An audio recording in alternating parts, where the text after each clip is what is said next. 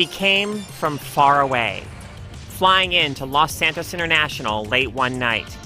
The past no longer mattered. It wasn't what she was running away from. It was the opportunities in her future. As her plane flew over, she looked out at the city, thinking of the possibilities that awaited her here.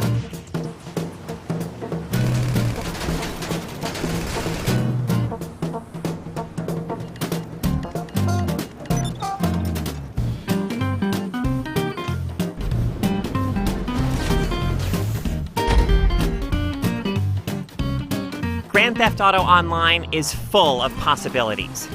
My character has engaged in some run-of-the-mill criminal activities, like holding up liquor stores and getting into shootouts, but this isn't what excites her about Los Santos.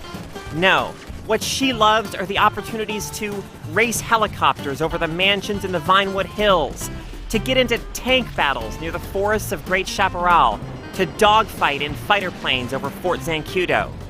For a while, she fell in with a mysterious criminal wearing a pig mask, and they committed crimes together and played golf and tennis together like a modern-day, fitness-oriented Bonnie and Clyde.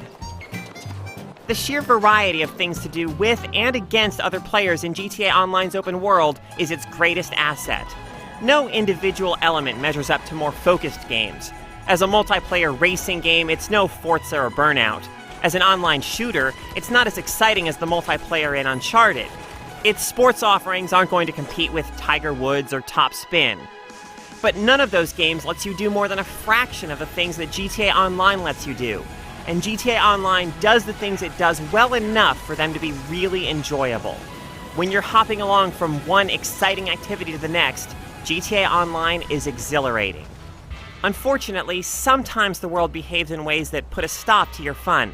GTA Online stability has improved considerably since it first launched, but in that time, many players have lost characters and properties they've purchased, which is no minor setback. Low-level characters don't have access to most of GTA Online's best content. Early on, your mission options are dominated by bland last-team-standing death matches. GTA Online doesn't put its best foot forward, which is unfortunate even for new players, but it's doubly unfortunate to have to climb up through the ranks a second time.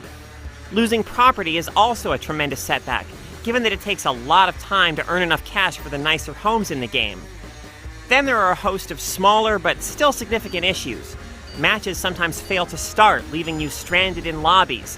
Races sometimes hitch up, and competitors sometimes warp around the environment.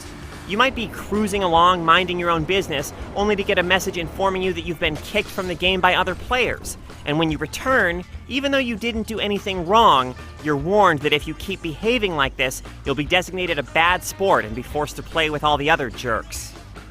Rockstar is giving everyone who has played GTA Online up to this point $500,000 in online cash.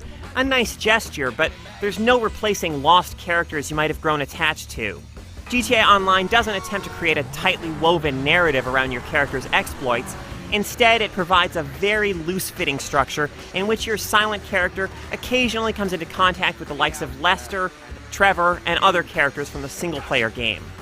The world is identical to that of the single-player game, but with all the outlandish activities you constantly get up to, it feels pleasantly disconnected from the Los Santos in which you play as Trevor, Franklin, and Michael. It's a GTA fever dream that largely does away with story and makes room for gleeful chaos.